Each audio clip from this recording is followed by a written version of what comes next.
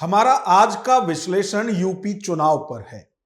वैसे तो उत्तर प्रदेश में विधानसभा चुनाव 2027 में होने हैं, लेकिन उससे पहले ही सारे सियासी दलों की तरफ से अपने अपने वोट बैंक को मजबूत किया जा रहा है, उनके मूड को देखा जा रहा है और इसके लिए सभी सियासी दलों की तरफ से फुल तैयारी की जा रही है। कई पार्टियों के तो बयानवीर भी बाहर आ गए हैं और वो तमाम तरह के बयान दे रहे हैं और कई बार ऐसे बयानों से पार्टी को फायदा कम नुकसान ज्यादा होता है। आज एक ऐसे बयानवीर की बात भी हम विश्लेषण में करेंगे। और जैसा अभी हमने देखा कि बहराइच में ओवैसी ने जो अपनी रैली की थी, जिसमें वो साफ तौर से पूरे विपक्षी दलों को ऑफर दे रहे थे, अल्टीमेटम दे रहे थे, वहीं सूबे के मुखिया योगी आदित्यनाथ को बुलडोजर एक्शन पर चुनौती भी दे रहे थे। इससे अलग यदि सभी सियासी दलों की बात करें तो सबकी तरफ से 2027 के लिए तैयारियां की जा रही हैं। तो सबसे पहले बात करेंगे कि कौन पार्टी किस तरह से जनता के बीच में जा रही है और पार्टी के नेताओं की तरफ से क्या कुछ बयान दिए जा रहे हैं। बात उस बयानवीर नेता की भी जिसने उत्तर प्रदेश की सियासत का तापमान और बढ़ा दिया है। नमस्कार, मैं हूं नागेंद्र भाटी। उत्तर प्रदेश में यूं तो चुनाव 2027 में होने हैं और यदि सियासी दलों की बात करें तो हर सियासी दल की तरफ से तैयारियां ऐसे की जा रही हैं जैसे कि चुनाव कल हो। और वैसे तैयारी करनी भी चाहिए, क्योंकि अक्सर जब भी चुनाव परिणाम आते हैं तो उसमें सियासी पंडितों की तरफ से दलील दी जाती है बीजेपी के फेवर में कि बीजेपी एक ऐसा सियासी दल है जो कि पूरे साल जनता से कनेक्ट रहता है, खास तौर से चुनावी राज्यों में। तो उत्तर प्रदेश की यदि बात करें तो यहां हर सियासी दल एक्टिव मोड पर है। और यदि बात समाजवादी पार्टी की करें जो कि पीडीए की सियासत उत्तर प्रदेश के अंदर कर रही है, पीडीए यानी पिछड़े, दलित और अल्पसंख्यक। और यदि गठबंधन की बात की जाए तो अभी स्थिति साफ नहीं है। स्थिति तो यह भी साफ नहीं है कि जो इंडिया गठबंधन के दल हैं, क्या वो 2027 का चुनाव एक साथ लड़ेंगे या फिर यहां भी फ्रेंडली फाइट उनके बीच में होने वाली है, जैसे कि बिहार में भी कई सीट्स पर देखा गया था। और समाजवादी पार्टी के अध्यक्ष अखिलेश यादव की बात करें तो उनके बयानों से भी यह लगता है कि अभी स्थिति इंडिया गठबंधन में भी साफ नहीं है कि कौन किसके साथ जाएगा। लेकिन संभावना वो भी जता रहे हैं कि सबको 403 सीटों पर ही तैयारी करनी चाहिए। और कांग्रेस और सपा के गठबंधन पे वो क्या कुछ कह रहे हैं, चुनाव की तैयारियों को लेकर क्या कह रहे हैं, एक बार वो आप सुनिए। कि अगर कोई पार्टी 403 की तैयारी कर रही है और हम भी 403 की तैयारी कर रहे हैं तो बताओ डबल तैयारी हो रही है कि नहीं हो रही है? नहीं, डबल तैयारी हो रही है 806 विधानसभाओं की। तो समाजवादी पार्टी और कांग्रेस पार्टी 403 पे तैयारी कर रही है तो डबल तैयारी हो रही है। अब डबल तैयारी से भारतीय जनता पार्टी को हरा देंगे। अब अखिलेश यादव कह रहे हैं कि चुनाव आते आते जो गठबंधन होगा वो होगा, लेकिन फिलहाल सपा और कांग्रेस दोनों 403 सीटों पर तैयारी कर रही हैं और वो इसे डबल तैयारी के तौर पर भी बता रहे हैं। लेकिन इसी बीच सियासी टेम्परेचर खास तौर से उत्तर प्रदेश में एआईएमआईएम चीफ ओवैसी ने भी बढ़ा दिया है। ओवैसी ने अभी बहराइच में जो रैली की थी उसमें उन्होंने एक बार फिर ऑफर दिया है सभी विरोधी दलों को कि यदि बीजेपी का विजय रथ रोकना चाहते हैं तो उन्हें भी सम्मान दो, उन्हें भी साथ लो। अब मुसलमान दरी नहीं बिछाएगा, तो क्या कुछ ओवैसी कह रहे हैं, पहले वो भी सुनिए, फिर बात उस नेता की जिसके बयान ने उत्तर प्रदेश में सियासी घमासान मचाया हुआ है। अगर कोई दोबारा बीजेपी को सत्ता में आने को रोकने की ये कोशिश करता है तो मैं यहां पर खड़े होकर कह रहा हूं कि मजलिस इत्तेहादुल मुस्लिमीन उनका साथ देने के लिए तैयार है। अगर इज्जत के साथ बातचीत होगी, हिस्सेदारी की बातचीत होगी तो मजलिस और ओवैसी तैयार है। मगर अगर तुम बीजेपी को रोकने के नाम पर मुझसे और मटेरा की जनता से कहोगे कि तुमको दरी बिछाना पड़ेगा, अब दरी नहीं बिछाई जाएगी, अब हिस्सेदारी और बराबरी की लड़ाई होगी इंशाअल्लाह ताला। उत्तर प्रदेश में अक्सर राजनीति हिंदू मुसलमान की होती है और अभी समाजवादी पार्टी के एक सांसद हैं मुरादाबाद से, जावेद अली, उन्होंने एक बयान दिया है और उनका जो बयान है वो भड़काऊ है या नहीं, या फिर उससे किसी की भावनाओं को ठेस पहुंचता है या नहीं, वो आप तय कीजिए। क्योंकि उनका जो बयान है वो उसमें कह रहे हैं कि बीजेपी ने देश के बहुसंख्यक यानी हिंदुओं को जहरीला कर दिया है। देश का बहुसंख्यक जहरीला हो चुका है। एक बार ये बयान सुनिए। मैं मुरादाबाद में संबलपुर में जब बात करता हूं तो लोगों को समझाने की बहुत ज्यादा जरूरत नहीं पड़ती है, क्योंकि यहाँ ज्यादातर वो लोग होते हैं हमारे सामने बैठने में जो एक लंबे अरसे से समाजवादी पार्टी के समर्थक रहे हैं, समाजवादी पार्टी के सपूत रहे हैं, समाजवादी पार्टी की ताकत रहे हैं नेताजी के जमाने से, मुलायम सिंह जी के जमाने से। इसलिए यहाँ बहुत कुछ समझाना नहीं पड़ता, लेकिन उन इलाकों में तो समझाया जाएगा, उन क्षेत्रों में तो समझाया जाएगा जहाँ अल्पसंख्यकों की आबादी कम है, जहाँ बहुसंख्यक ज्यादा तादाद में रहते हैं और भारतीय जनता पार्टी के द्वारा फैलाए गए जहर को बहुसंख्यक आवाम निगलने लगा है, वो जहरीला हो गया है काफी हद तक। मैं आरोप नहीं लगा रहा, लेकिन भारतीय जनता पार्टी ने ऐसा माहौल पैदा कर दिया कि आज उत्तर प्रदेश के अंदर और हिंदुस्तान के अंदर आपस में जो एक दूसरे पर विश्वास होता था, वो विश्वास धर्म के आधार पर काफी उसके अंदर कमी आई है और वो विश्वास टूटा है। अब जावेद अली का यह बयान जिसमें कि वो साफ तौर से कह रहे हैं कि बीजेपी की विचारधारा ने देश को या देश के बहुसंख्यक को जहरीला बना दिया है। अब इस पर बीजेपी के प्रवक्ता हैं शहजाद पूनावाला, वो क्या कुछ कह रहे हैं और क्या नसीहत दे रहे हैं न सिर्फ सपा सांसद को बल्कि उन सभी नेताओं को जो अक्सर हिंदुओं के खिलाफ इस तरह के बयान देते रहते हैं। कांग्रेस, समाजवादी पार्टी, इनकी एक ही पहचान, करो हिंदुओं का अपमान। पहले कांग्रेस ने हिंदुत्व को गाली दी अशोक गहलोत जी ने, अब समाजवादी पार्टी के सांसद जावेद अली बोलते हैं बहुसंख्यक समाज मतलब हिंदू समाज जहरीला हो चुका है। कितनी नफरत है इनके मन में हिंदुओं के प्रति।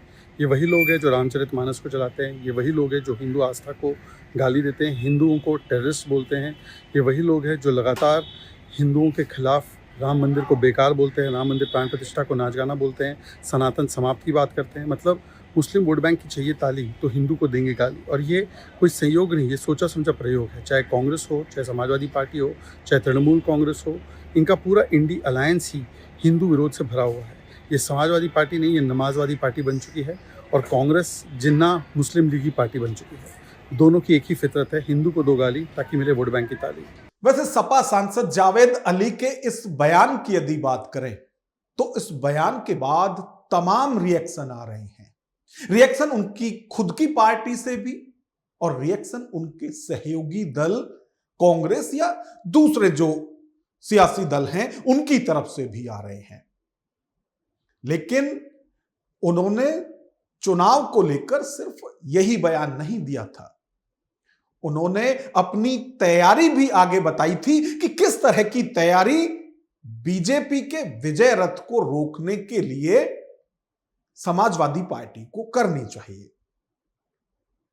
जिस मंच से उन्होंने हिंदुओं को जहरीला कहा था, उसी मंच से वो अपनी पार्टी के मुस्लिम कार्यकर्ताओं से कह रहे हैं कि उन सभी को कम से कम 4 हिंदू दोस्त बनाने चाहिए और ये दोस्ती ऐसी अटूट होनी चाहिए, उन्हें तुम पर इतना विश्वास होना चाहिए कि जिसे आप वोट करने के लिए कहें वो उसी को वोट करें, क्योंकि सिर्फ मुसलमान बीजेपी को उत्तर प्रदेश में नहीं हरा सकता।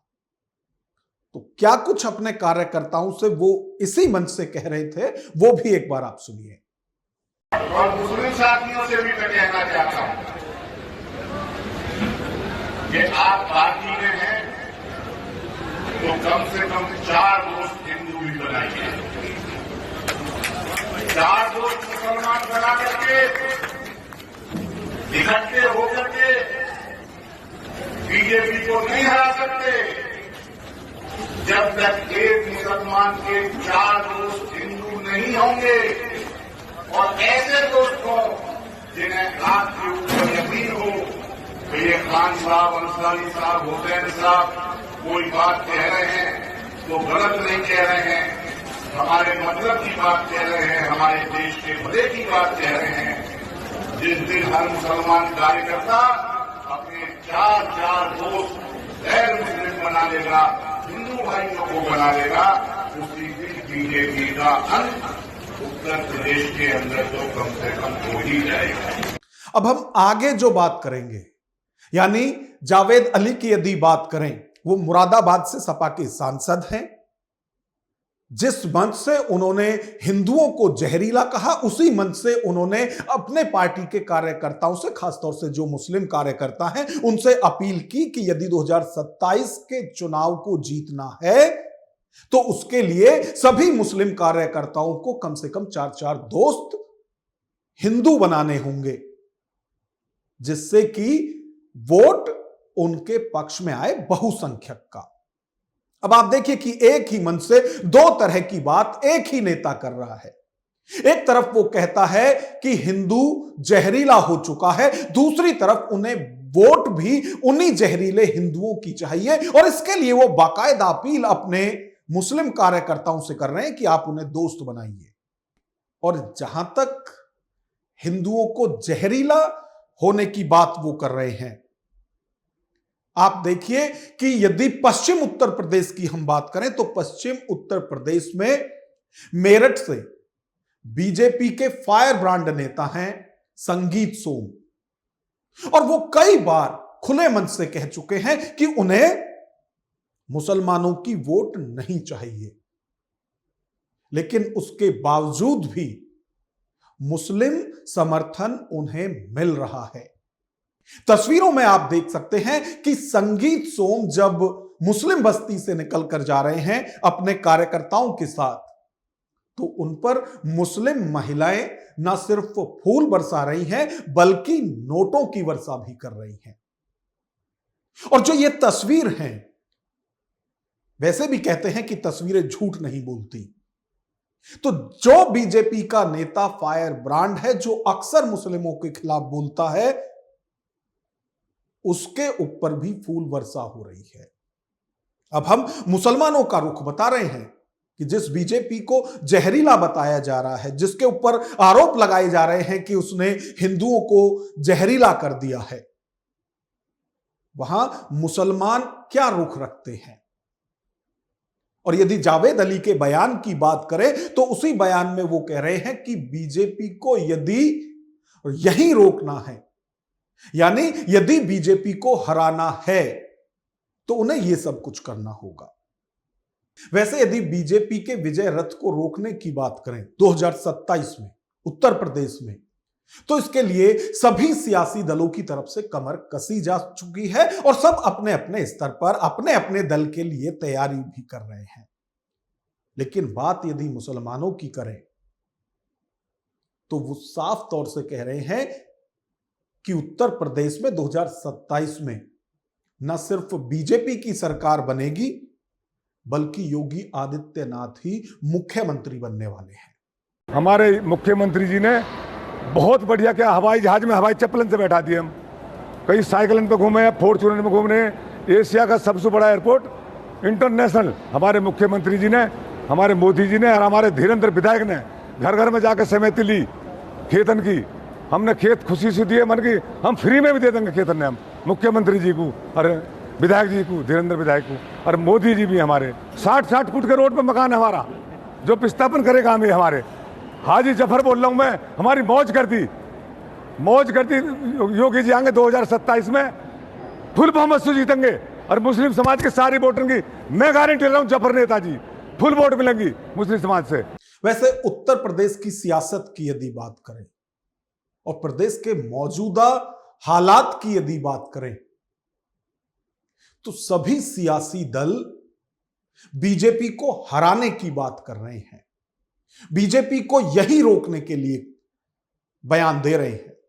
चाहे ओवैसी की बात करें, वो भी ये कह रहे हैं कि यदि बीजेपी को रोकना है तो सब एक साथ हो जाओ, हमें भी साथ में ले लो और जो हमारा अधिकार बनता है, जो हमारा हिस्सा बनता है, वो हिस्सा हमें दीजिए। समाजवादी पार्टी की बात करें तो वो भी यही कह रहे हैं कि यदि बीजेपी को रोकना है तो ये कीजिए, यदि बीजेपी को हराना है तो ये कीजिए। उसी तरह से बसपा की बात करें, कांग्रेस की बात करें तो जितने भी विरोधी दल हैं, एक बात तो यह है कि ये सब एक मंच के साथ एक मंच पर ना तो आ सकते हैं और ना वैसी कोशिश कम से कम उत्तर प्रदेश में की जा रही है। उससे अलग भी ये बीजेपी या योगी को हराने की बात तो करते हैं, लेकिन कभी खुद की जीत की बात नहीं करते। चाहे सपा की बात करें, कांग्रेस की बात करें और जो ओवैसी अभी आकर अपने प्रत्याशी बहराइच में घोषणा कर गए हैं, उनकी तरफ से भी किसी की भी तरफ से अपनी जीत के दावे नहीं किए जा रहे। सबकी तरफ से अपील की जा रही है कि यदि बीजेपी को हराना है तो यह आप कीजिए। किसी भी संगठन की तरफ से, किसी भी सियासी दल की तरफ से यह दावे भी नहीं किए जा रहे हैं कि इस चुनाव में वो जीतेंगे। सबकी तरफ से यही कहा जा रहा है कि बीजेपी को रोकना है तो ये कीजिए, बीजेपी को हराना है तो ये कीजिए। ऐसे में हमारा आपसे सवाल है और इसका जवाब कमेंट बॉक्स में जरूर दें कि ये जितने भी सियासी दल हैं वो बीजेपी को हराने की तो बात करते हैं, लेकिन खुद की जीत की शर्त पर नहीं। और ऐसे में सवाल यही है कि बिना खुद की जीत के वो बीजेपी को कैसे हरा सकते हैं। तो आपकी जो भी राय हो कमेंट बॉक्स में जरूर दें। वीडियो पसंद आए तो लाइक करें और इसी तरह की वीडियो देखने के लिए हमारे चैनल को सब्सक्राइब करें। नमस्कार।